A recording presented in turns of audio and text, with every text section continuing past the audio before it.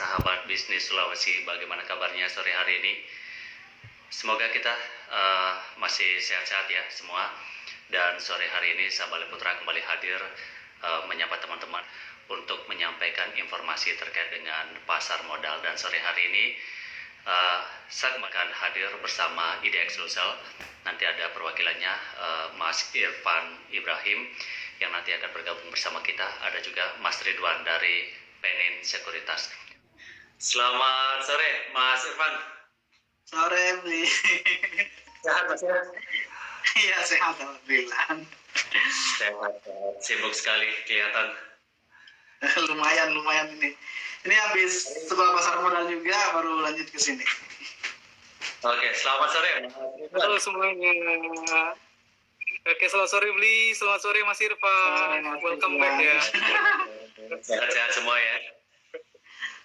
Ya, alhamdulillah. Oke, Mas Irfan, apa nih data atau analisa terkait dengan penutupan perdagangan pada hari ini, Mas Irfan? Oke, untuk market kita sendiri, buat market update kita untuk hari ini, mungkin beberapa investor lagi sumringah hari ini ya. Walaupun kemarin kita sempat bahas, bahkan di setiap hari Jumat kan biasanya ada take profit ya. Biasanya investor dihantar oleh take profit, apalagi kita tahu kemarin market kita juga ada kenaikan juga ya, lumayan 0,7%. Untuk hari ini ada kenaikan 0,44% ya, ditutup di 6.094,83. Di awal-awal sesi ada penurunan, tapi di sesi 2 ya, khususnya mungkin di akhir sesi sempat menyentuh titik tertinggi di 6.102,83 dengan daily transaksi kita di 11,35 triliun ya. Untuk investor asing sendiri hari ini ada net buy di semua market ya, khususnya di regular ada net buy di 344 miliar. Jadi plus kemarin mungkin, jadi kalau kita lihat asing ini sudah mulai akumulasi ya di beberapa hari terakhir ini beli. Untuk saham-sahamnya sendiri kalau saya lihat ada beberapa yang top gainers hari ini. Ada Alobank Indonesia BBHI naik 24,67%, ada SBMA Surya Biru Mumi naik 24%. Yang mungkin dikenal ada Antam juga hari ini ya, ada naik. Ini kemarin ada Pubeksnya Antam, hari ini sempat naik di 6% ya, ditutup naik 6%, bahkan kalau nggak salah 6,15% ya. Tadi sempat menyentuh harga 2.590 ya buat hari ini beli. Untuk IHSG mungkin seperti itu. Adapun sentimennya hampir sama seperti kemarin sebetulnya ya, beli buat sentimennya ya. Ada beberapa survei yang sudah mulai muncul, termasuk terakhir ada survei penjualan eceran kemarin juga sempat disebut ya, bahwa survei penjualan eceran diprediksi membaik, dan berarti ini dampaknya mungkin beberapa emiten, apalagi emiten retail mungkin dampaknya lumayan bagus ya. Untuk kedepannya kita lihat minggu depan akan seperti apa pergerakan market kita. Mudah-mudahan setelah adanya Pubex hari ini, karena banyak informasi, minggu depan mungkin ada beberapa sentimen positif juga yang ditunggu oleh investor kita. Mas Ridwan, tadi juga disebutkan bahwa asing juga masih terus melakukan akumulasi di situ, melakukan net buy. Ini apa yang mempengaruhi, atau sentimen seperti apa yang bisa mempengaruhi hal itu? Oke, thank you Bli. Jadi kalau saya perhatikan untuk pergerakan harga saham atau IHSG kita per hari ini ya, sesuai dari yang disampaikan oleh Mas Irfan bahwa asing memang betul hari ini dia net buy, terutama di pasar reguler ya. Dia net buy-nya 344 M. Kalau dari kami sih kita melihat bahwa ini salah satu yang menjadi optimisme asing adalah pertama masih ada korelasinya dengan data penjualan eceran ya, di mana di sini ada pertumbuhan yang lebih baik kalau kita compare dari bulan-bulan sebelumnya sampai dengan bulan Juli 2021. Terus di sisi lain faktor asing net buy ini bisa jadi ya, faktor kemungkinannya itu adalah kita tahu bahwa sekarang tuh di US sama di Eropa mereka lagi fokus yang namanya tapering, di mana tapering off ini bakal kurang lebih kemungkinan besar akan diimplementasi ini di kuartal 4 ya, di 2021. Tapi meskipun kondisinya ini bisa mengakibatkan pelemahan ISG, tapi untungnya kalau kita lihat dari sisi bursa regional ya, kayak Korea, Jepang, mereka kasih statement bahwa di tengahnya ada isu-isu tapering, justru di Asia ini, terutama di Jepang, mereka justru malah meningkatkan stimulus ekonomi mereka. Jadi itu bisa jadi salah satu daya tarik asing bahwa mereka tetap stay dana mereka inflow di negara-negara Asia, terutama negara Asia yang memang masih memberikan stimulus. Beda sama US sama Eropa, justru mereka malah mengurangi stimulus fiskal dan moneter. Nah, inilah yang menjadi asing kenapa masih optimis untuk masuk di Indonesia, salah satunya karena itu di negara Asia kita masih fokus untuk memberikan stimulus, sehingga kalau stimulus ini tetap berjalan, otomatis kan ekonomi juga masih bisa terus berlanjut. Pertanyaan ini seperti biasa nih, Mas Irfan, kalau kita berbicara masalah dari sisi sektor ini, seperti apa kondisinya untuk hari ini? Oke, buat sektoral sendiri, mungkin hampir sama dengan kemarin ya. Kalau kita lihat kan beberapa hari ini lagi hype-nya sektor properti atau consumer. Hari ini sebetulnya masih ada beberapa sektor, cuma kalau kita lihat dari tahun kinerja saja ya, kebanyakan hari ini ada beberapa bank ya. Banknya bank kecil sebetulnya ya, ada Alobank Indonesia, terus ada juga Bank Neocommerce, ada Bank Indonesia, ada beberapa bank sebetulnya yang mengalami kenaikan lumayan signifikan per hari ini. Kita tahu bahwa ada regulasi OJK juga mengenai batas aset bersih perbankannya yang mungkin mulai berlaku ya di tahun ini. Mungkin itu sentimen yang positif juga buat perbankan kecil buat menambah aset bersihnya. Itu buat hari ini. Kalau dari sisi semua sektor sama seperti kemarin-kemarin, investor mungkin masih melirik sektor-sektor, misalnya ada sektor teknologi ya, industri ya, transportasi yang masih tertekan, masih sama masih properti, walaupun mungkin beberapa hari terakhir lagi hype diperbincangkan bahwa mungkin sekarang saatnya sektor properti karena dari sisi valuasi harganya sudah turun cukup dalam ya beberapa sektor properti. Karena secara sektoral masih cukup tertekan dibandingkan dengan sektor-sektor yang lain ya. Properti masih 15,61%, bandingkan dengan sektor lain tuh yang paling kecil lah sektor kesehatan yang sudah naik 4% dari awal tahun, teknologi bahkan sampai 700% ya, 790% dari awal tahun. Jadi mungkin saatnya sektor properti, cuma nggak tahu ya, nanti mungkin kita lihat di laporan keuangannya. Juga dari public exposure mungkin beberapa sampaikan mereka ada beberapa proyek juga yang mulai jalan. Nanti kita lihat buat kuartal ini apakah menarik atau tidak sektor properti, dan nanti kita tunggu di laporan keuangan kuartal berikutnya. Kalau Mas Ridwan sendiri seperti apa melihat ini, Mas Ridwan, dari sisi sektornya? Kalau dari sisi sektor, betul ya, salah satu penguatan ISG kita hari ini memang ditopang dari sektor bank, terutama bank-bank digital. Selain itu juga, selain dari sektor bank perbankan, sebenarnya saya lihat ada sektor ini basic material yang hari ini naik kurang lebih lewat dari 1%. Nah, kalau ini sih korelasinya ini mungkin ini refleksi dari kebijakan Cina ya, Bli. Karena Cina ini ada statement bahwa mereka dalam waktu dekat, dalam waktu mendatang lah, itu mereka akan ada kebijakan untuk mengurangi emisi karbon, ya. Otomatis ketika mereka bisa mengurangi emisi karbon, otomatis ada perpindahan penggunaan bahan baku, terutama ini juga bisa mendorong permintaan nikel. Jadi kalau kita bisa perhatikan ini, salah satu kenaikan hari ini itu ada dari ini juga, dari salah satu saham di bidang nikel tuh, Inco dan Antam. Nah, itu kenapa hari ini bisa naik? Karena itu salah satu dari kebijakan Cina mengurangi emisi karbon, di mana sisi positifnya dapat meningkatkan permintaan nikel. Nah, ini bisa dijadiin nih momentum juga nih buat sahabat bisnis Sulawesi, sobat IDX dan sahabat Fans untuk memperhatikan sektor-sektor basic industry, basic material sama mining. untuk dalam waktu dekat. Itu adalah sektor-sektor yang memang menarik untuk dicermati ya untuk dalam beberapa depan. Nah, kalau misalnya kita fokus ini dari saham, berbicara masalah saham ini yang menarik untuk saat ini nih, Mas Ridwan. Oke, kalau dari saya sih kalau untuk menarik yang saat ini pertama yang perbankan ya, terutama baik perbankan yang big bank atau yang small banks yang bank digital itu menurut saya sama-sama menarik kalau bicara dari prospektusnya. Kalau mungkin yang bank-bank big banks ini bisa dimanfaatkan untuk cicil buy oleh para investor atau trader karena kita lihat valuasi sekarang, harga sekarang cukup murah ya.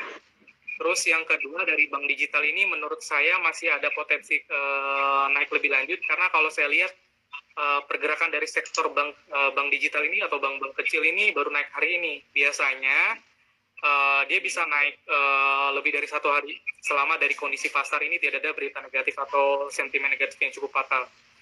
Jadi selain bank-bank digital, mungkin saham-saham yang lain bisa diperhatikan juga dari saham-saham pertambangan. Ya, terutama saham-saham pertambangan nikel dan batu bara.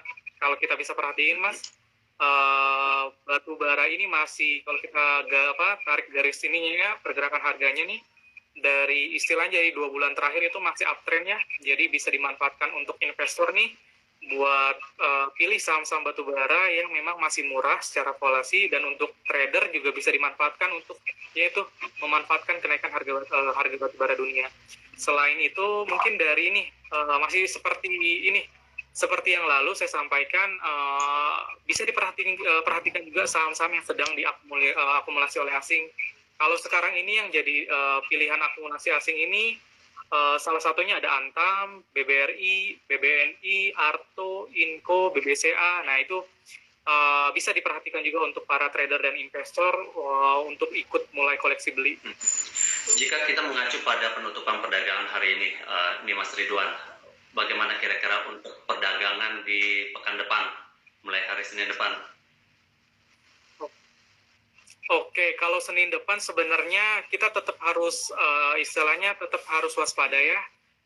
Even hari ini kita naik, tapi tetap di pekan depan itu yang perlu kita perhatikan adalah satu PPKM ya. Apakah PPKM ini nanti akan ada perpanjangan kembali atau tidak? Yang kedua, isu tapering ini ternyata masih masih menghantui di pasar modal kita ya. Jadi teman-teman, sahabat bisnis Sulawesi, sobat IDX dan sahabat Funds mungkin juga perlu up to date juga terkait perkembangan tapering dari US sama Europe ya. Meskipun memang ada berita positif dari regional bahwa ada beberapa negara di Asia yang tetap meningkatkan stimulus mereka. Itu sih bisa jadi salah satu antisipasi melawan isu tapering.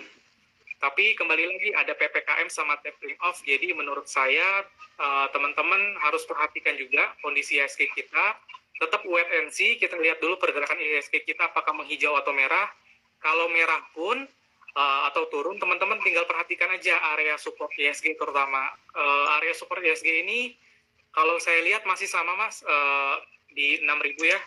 Jadi selama IHSG masih bisa bertahan di atas 6.000, buat teman-teman trader atau investor seharusnya indeks bursa saham kita masih aman. Karena masih dalam ya fase konsolidasi. Oke, kalau kita mengacu dari awal tahun ini, sepanjang tahun 2021 ini Mas Ridwan, pernah nggak IHSG kita ini mengalami yang notabene di bawah 6.000, sehingga itu juga menjadi faktor untuk bagaimana kita khawatir atau tidak untuk kedepannya. Seperti apa nih Mas? Oke. Ya, kalau dari history dalam year to date itu pernah beli IHSG kita pernah turun di bawah 6.000. Ini saya coba cek lagi ya, saya make sure lagi ya. Itu di bulan sebentar. Terakhir ini yang terdekat ini di bulan Juli sih. Juli ini sempat turun di bawah 6.000, tapi untungnya dia langsung mantul beli. Tapi kalau yang sampai drop banget itu pernah di bulan Mei. Mei itu kita sempat drop di 5.700. Nah, ini yang perlu diperhatikan oleh sobat IDX sama sahabat bisnis. Kalau indeks bisa tembus lewat 6.000, nah untuk para trader mungkin bisa dipertimbangkan untuk cut loss atau tetap wait and see. Yang kedua untuk para investor sebenarnya saran saya sih ketika ini bisa tembus di support 6.000, kalau memang masih ada cash, boleh dipertimbangkan untuk akumulasi atau average down, atau bagi investor yang memang udah tidak ada dana, sebenarnya kalau untuk jangka panjang selama saham yang dipegang ini memang masih memiliki prospektus bisnis yang bagus, masalah beli, masih aman. Oke, kalau kita lihat dari bulan-bulan terjadinya angka indeks harga saham gabungan kita di bawah 6.000 itu kan kemungkinan karena kebijakan pemerintah ya, awal-awal pemberlakuan PPKM level 4 gitu ya. Mas Irfan, terakhir sebelum kita menutup perbincangan kita pada sore ini, apa yang ingin disampaikan untuk para sahabat kita, para sobat kita? Oke, karena ini hari terakhir perdagangan dan kita sudah live beberapa hari ini ya. Kedepannya mungkin kita akan banyak bahas tema-tema yang menarik ya terkait mengenai instrumen kita. Nanti kita jadwalkan lagi instrumen apa saja di pasar modal, bukan hanya mengesaham. Tapi selama seminggu ini kita sudah bahas analisa saham apa yang bagus ya. Terakhir karena saya harus leave setelah ini beli ya, mohon maaf. Intinya sebetulnya buat sahabat bisnis yang ingin berinvestasi di pasar modal, baik itu sebagai investor maupun sebagai trader, intinya ketika ingin membeli sebuah saham harus diawali dengan analisa yang baik ya. Analisa yang baik seperti apa? Yang sesuai dengan kita pelajari, sebetulnya ada fundamental, ada teknikal ya. Kita membeli bisnis yang mana yang menarik, yang mana yang tidak, harus berdasarkan dari planning, harus berdasarkan dari analisa, bukan hanya ikut-ikutan dari orang lagi beli saham digital nih misalnya ya, terus ikut-ikutan beli. Harusnya kita tahu kenapa orang beli saham digital, terus dari saham-saham yang bank digital ini yang mana yang menarik, itu yang harus menjadi. Saya leave duluan kalau gitu beli ya. Terima kasih Mas Irfan sudah bergabung sore hari ini. Mas Ridwan, saya leave duluan ya. Siap. Ya. Oke. Thank you Mas Irfan. Oke, kita lanjutkan lagi satu pertanyaan ini untuk sebelum kita tutup ini, Mas Ridwan, apa yang ingin disampaikan untuk para viewer kita, para sahabat kita?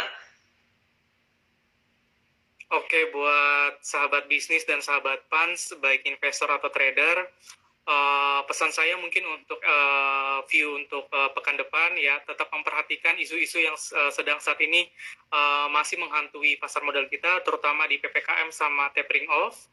Terus yang kedua, untuk para trader mungkin perlu diperhatikan kembali titik support IHSG kita, di mana support terdekat kita di angka Rp6.000.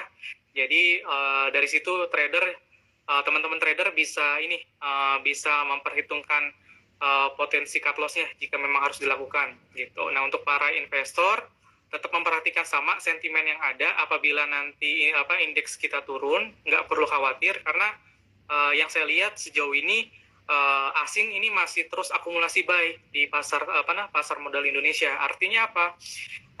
Sebelum asing melakukan pembelian saham kan otomatis dia kan ada analisa juga. Ya, kita bisa percayakan juga bahwa analisa asing ini lihat kondisi pasar modal Indonesia sampai saat ini pun masih kondusif dan bagus gitu. Jadi even IHSG kita turun, nggak perlu panik. Kalau memang ada kesempatan untuk average down, silakan average down. Kalau memang tidak, nggak masalah juga untuk di hold. Jadi itu aja sih yang perlu diperhatikan untuk sahabat bisnis sama sahabat. Oke, jadi paling tidak ada dua faktor yang perlu diperhatikan, ada tapering off-nya tadi dan plus kebijakan ini seperti apa nih terkait dengan PPKM. Apakah level 3 diturunkan lagi level atau mungkin sudah kembali ke new normal gitu ya? Kita lihat perkembangannya nanti dan itu menjadi. Iya, betul. Dan itu. Yeah. Tapi kalaupun kita lihat walaupun PPKM masih diberlakukan, tapi sudah ada beberapa pelonggaran terutama di sektor-sektor ekonomi, termasuk juga mal-mal, terus sentra-sentra usaha dan lain sebagainya. Yang tadinya sebelumnya kalau kita hanya dikasih dine-in maksimal 20 menit, sekarang sudah 1 jam, itu juga sempat kita bahas. Dan itu juga pengaruhnya sangat bagus untuk pergerakan pasar kita, kan seperti itu. Iya. Oke, sekali lagi terima kasih Mas Ridwan. Mudah-mudahan di pekan depan juga kita masih hal yang bisa kita sampaikan untuk sahabat kita. Sekali lagi terima kasih Mas Ridwan. Ya, sama-sama Beli, sampai ketemu lagi ya Beli. Ya, sehat selalu. Sehat selalu Mas ya. Ya, saya izin live ya. Siap. Oke, terima kasih juga teman-teman sahabat bisnis Sulawesi sudah bergabung, sudah menyimak obrolan kita dari hari Senin sampai hari Jumat ini, dan kita akan selalu berjumpa setiap hari di pukul 16:30 waktu Indonesia bagian tengah. Untuk hari ini perjumpaan kita saya akhiri. Sabale Putra, sampai jumpa.